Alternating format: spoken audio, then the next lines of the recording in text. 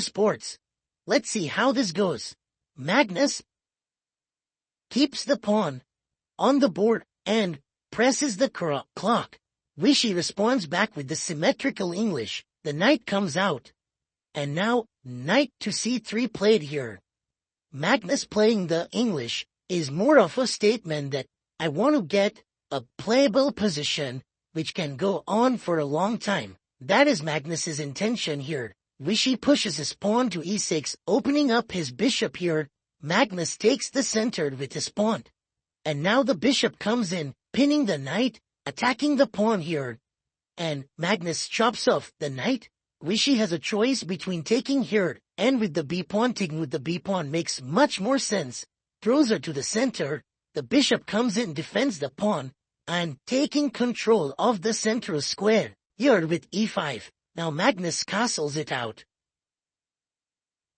And Wishy also castles here. This is all well-known opening theory, and in this position Magnus knows h3 is a useful move. It stops knight g4 later, but Wishy chops off the knight.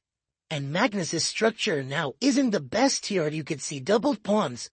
d6 is played, and he has to decide whether to put the bishop here. Black would generally then push his pawn forward, so Magnus says, take it Wishy, I'm giving you the pawn. A very interesting pawn sacrifice, and after taking here, he has now kind of doubled Black's pawns and opening up the position for his bishops. Wishy is not one to take it down passively. He gives back the pawn. Magnus retreats. If he would have taken, then the queen trade, and the e4 pawn would be hanging, so bishop drops back. Queen takes queen. Rook takes. And we have a very interesting imbalance here. White has the bishop pair, but black is a pawn up. And Magnus takes it. You can see this bishop, dark squared bishop. The unopposed bishop is looking at these squares. Bishop comes here, defends the pawn. It's a very interesting one here with a very small edge for Magnus because his bishop and rook are controlling this square. x6 played by Wishy here.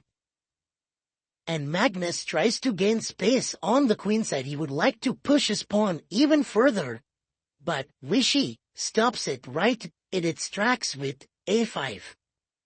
It's not easy to play such positions against Magnus, but Wishy is good at defense here. Rook comes to the 7th rank. Knight joins in now. Knight h5.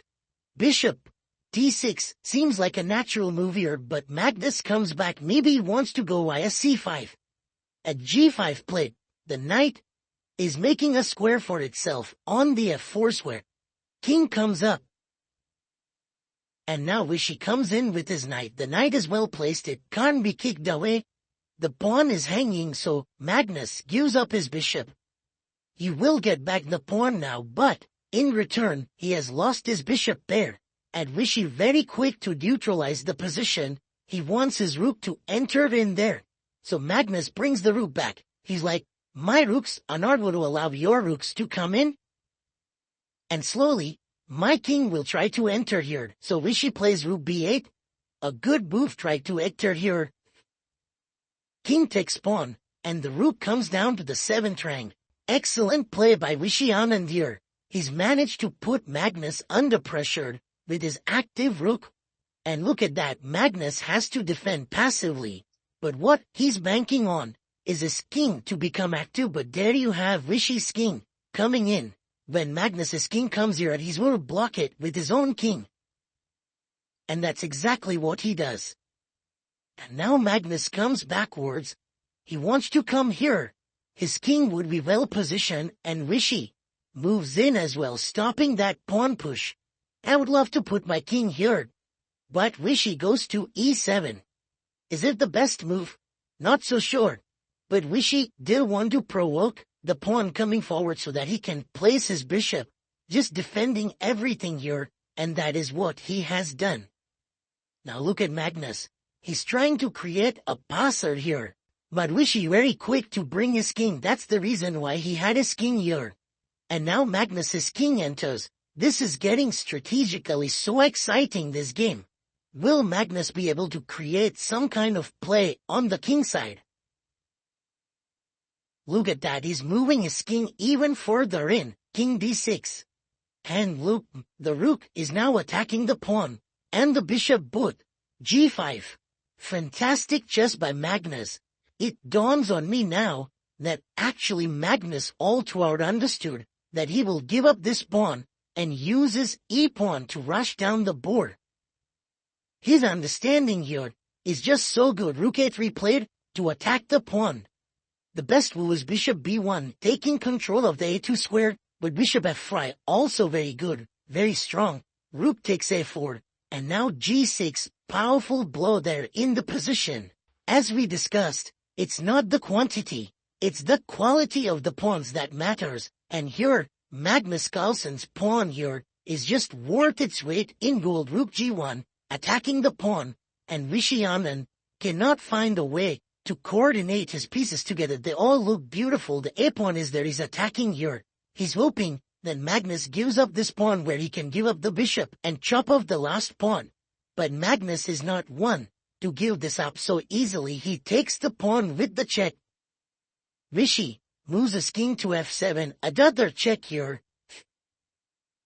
King goes back to g7, and now he plays king e7. In fact, the 4 white pieces are coming up on the king.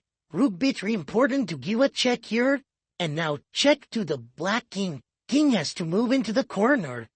And how is Magnus going to finish this off? He's absolutely amazing.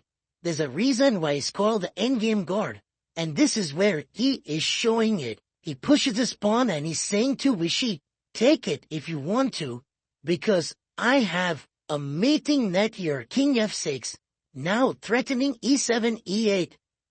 Anand's pawn is pushing forward, but check, king g8, and now the bishop checks in. If you go king f8, I have e7 check, so he comes back. Another check here, king g8, and bishop f7, king f8, rook h8 bait, and Anand resigns there. What an endgame.